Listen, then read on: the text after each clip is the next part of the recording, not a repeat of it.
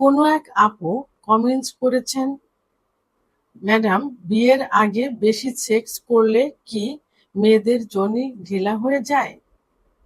অর্থাৎ তার প্রশ্নটা এমন যে বিয়ের আগে কোনো মেয়ে যদি তার বয়ফ্রেন্ড বা যে কোনো জায়গায় যদি সে সহবাসে লিপ্ত হয় এবং সেটা যদি বেশি হয়ে যায়, কম আর বেশি যেটাই হোক না কেন, যে তাহলে যোনিপথ কি ঢিলা হয়ে যাবে কিনা।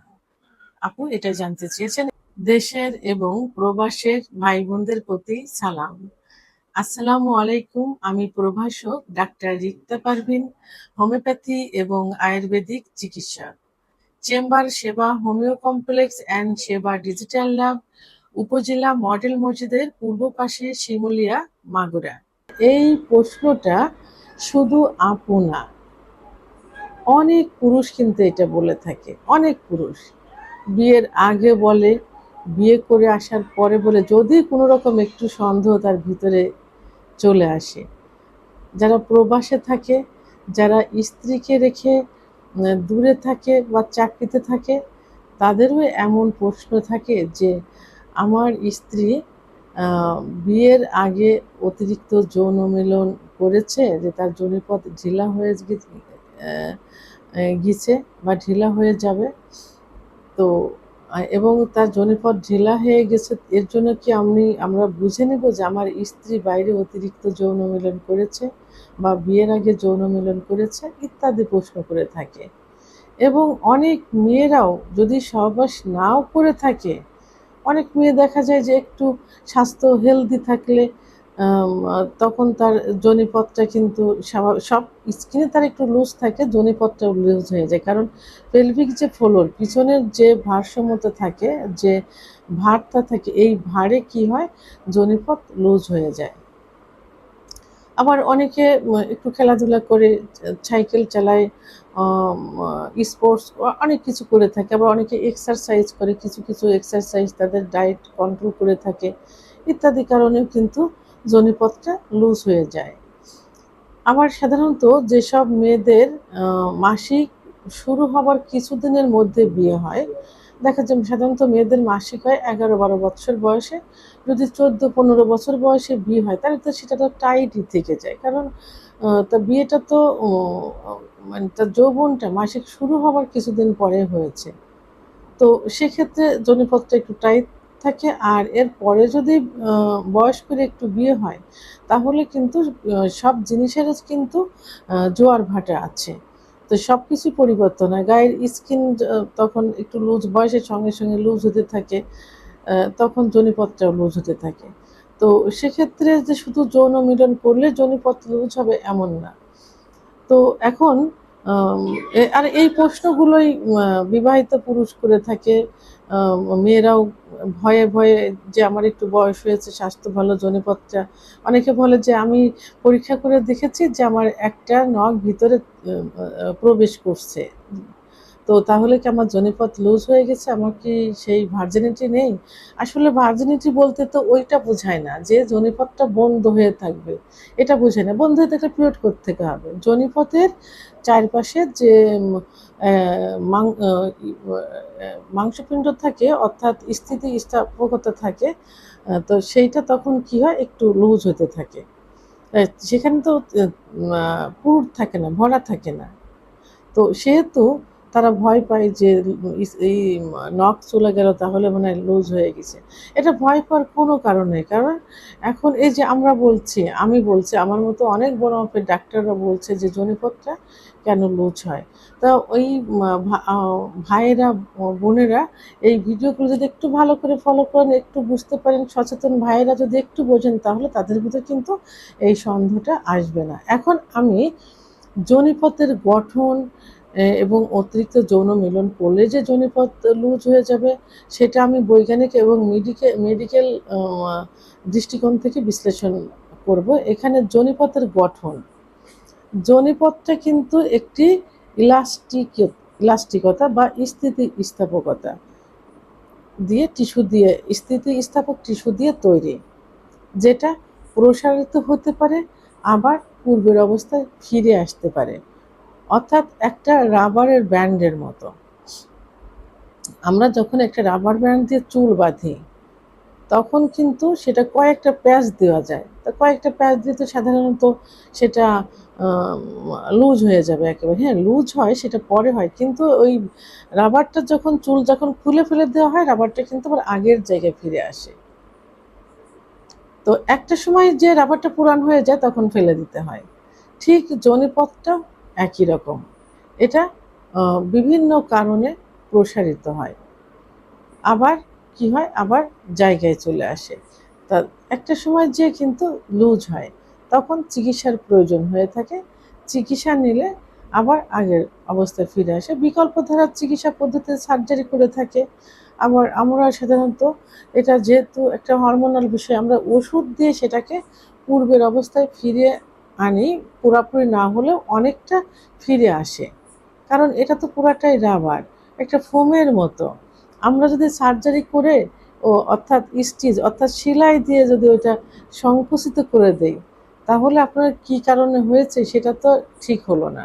সেলাই করে দিয়ে জায়গাটা কি করলো, আরও সংকুচিত হয়ে গেল। সেটা সহবাসে কষ্ট হবে এবং অনেক চিড়ে যাবে, সহবাসে সুখ পাবে না, ইত্যাদি হবে। তো এটা আমরা হোমিওপ্যাথি আয়ুর্বেদিক চিকিৎসার মাধ্যমে কিন্তু এটা আবার পূর্বের অবস্থা অনেকটা ফিরিয়ে আনার চেষ্টা করি। এখন অতিরিক্ত যৌন মিলন ও যোনির আকার। বিয়ের আগে অতিরিক্ত যৌন মিলন করলেই যে যোনিপথ লুজ হয়ে যাবে এমন কোনো কথা নেই। সাময়িক হয়তো একটু প্রসারিত হতে পারে, কিন্তু আবার পূর্বের অবস্থায় ফিরে আসে। কারণ যখন যৌন মিলন করা হয় তখন যোনিপথ লম্বা হয় এবং প্রসারিত হয়। কেন হয়? সহবাসকে সহজ করে দেওয়ার জন্য। এটা কিন্তু বলা হয়েছে যে এটা একটা রাবারের মতো বা ফোমের মতো। ফোমে যখন আপনি শুতে যাবেন তখন কিন্তু নরম হয়ে ভিতরে চলে যাবে, আবার যখন উঠে যাবেন তখন কিন্তু জায়গায় চলে যাবে। তো এটা একটা ফোমের মতো। তো ওই যখন ওইটা প্রসারিত না হবে, লম্বা না হবে, তখন কিন্তু ওই যে সংকুচিত যোনিপথ দিয়ে কিন্তু সহবাস করা যাবে না। অনেকে দেখা যায় যে বলে যে বিয়ে করেছি 6 মাস 3 মাস, তো যোনিপথ এখনো ঠিকমতো সহবাস করতে পারছে না, অর্থাৎ এদের সেক্স হরমোন কম থাকে। কম থাকার কারণে ওখান থেকে অর্গাজম হয় না, কামরস আসে না, এবং ভিতরে সে স্থিতিস্থাপকতা কিন্তু পুরোপুরি আসে না, যে কারণে কি হয়, জায়গাটা শুকনা থাকে, যোনিপথ কিন্তু প্রসারিত হয় না। যেটা বলা হয়েছে যে সর্বশেষ সময় প্রসারিত এবং লম্বা হয়, অনেকের এটা হয় না, সেই হরমোনটা কম থাকে, তখন চিকিৎসা নিলে কিন্তু এটা ঠিক হয়ে যায়। তাহলে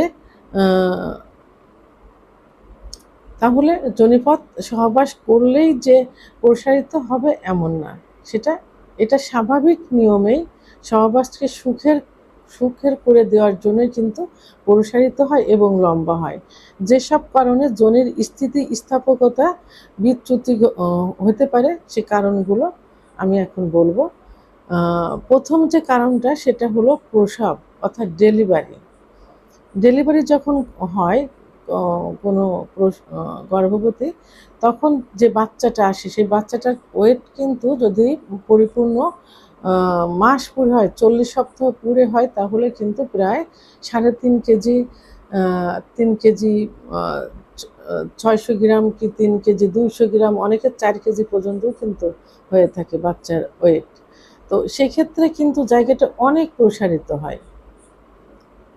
তো এই যে এটা অনেকটাই কিন্তু জায়গায় ফিরে আসে, কিন্তু এটা একটু সময় লাগে। এটা কিন্তু প্রসারিত হওয়ার জন্য অর্থাৎ যোনিপথ ঢিলা হওয়ার জন্য কিন্তু অনেকটা দায়ী থাকে। এভাবে নর্মাল ডেলিভারি যদি কোনো মেয়ে 2-3টা হয়, তাহলে কিন্তু তার যোনিপথটা কিন্তু স্বাভাবিক নেমে অনেকটা ঢিলা হয়ে যাবে। আবার অনেকে বলে যে সিজার করেছি, তো যোনিপথ তো ঠিকই থাকবে। আল্লাহ তাআলা কিন্তু সিজার করার উদ্দেশ্যে কিন্তু বাচ্চা গর্ভে দেননি। আগে তো সিজারের কোনো ছিল না, বাইরের দেশগুলোতে কিন্তু এখন সিজার এখনও কিন্তু এভাবে করে না। একদম যখন খুব মানে সমস্যার সম্মুখীন হয় তখনই কিন্তু সিজার করে, অধিকাংশই কিন্তু নর্মাল ডেলিভারি হয়। কিছু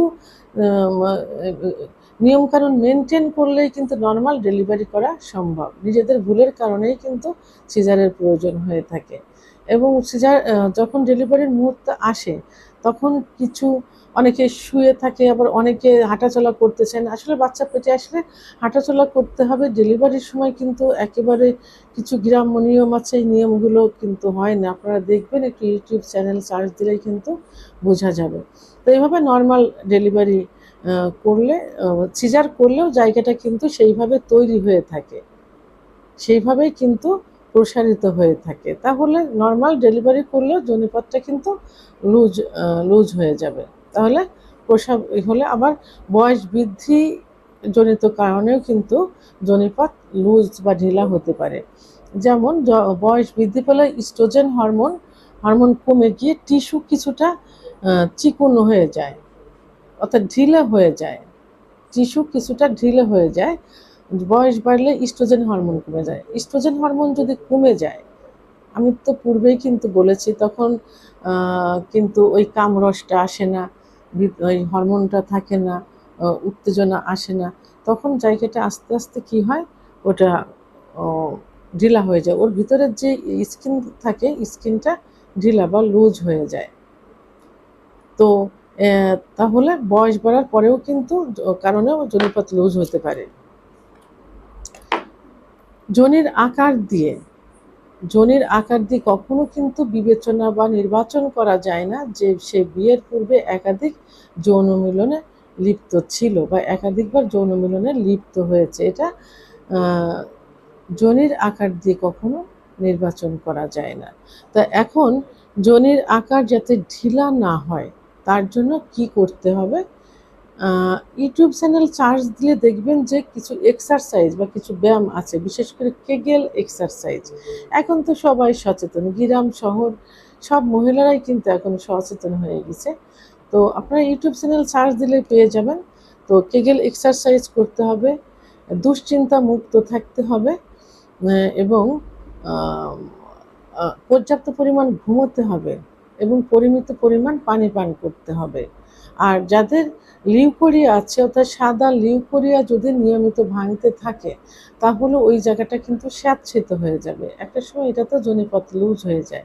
এই জন্য সাদা লিউকোরিয়া ভাঙলে অবশ্যই ডাক্তারের শরণাপন্ন হতে হবে, চিকিৎসা নিতে হবে। তাহলে ওই লিউকোরিয়াটা বন্ধ হয়ে যাবে, জায়গাটা স্বাভাবিক হয়ে যাবে, শুষ্ক হয়ে যাবে। আর ভিজা থাকলে ওখানে স্যাঁতসেঁতে হয়ে যাবে, ওখানে চুলকানি হয়ে যাবে। তো এই জন্য এই দিকে খেয়াল রাখতে হবে। পরিষ্কার পরিচ্ছন্ন রাখতে হবে সবসময়, এবং ওখানে সাবান ব্যবহার করা যাবে না। সাবান থেকে দূরে থাকতে হবে, পরিষ্কার পরিচ্ছন্ন রাখতে হবে। আর জনিপথের ভিতরে নখ দিয়ে পরিষ্কার করার কোনো প্রয়োজন নেই, কারণ জনিপথের পরিষ্কার রাখার জন্য এক ধরনের ভালো ব্যাকটেরিয়া আছে, যেটা জনিপথকে সুস্থ সবল রাখে, এবং জনিপথের ভিতরে কোনো খারাপ ব্যাকটেরিয়া থাকলে সেগুলো কিল করে, অর্থাৎ মেরে ফেলে। এই জন্য জনিপথের ভিতরে কখনো নখ দিয়ে পরিষ্কার করা যাবে না।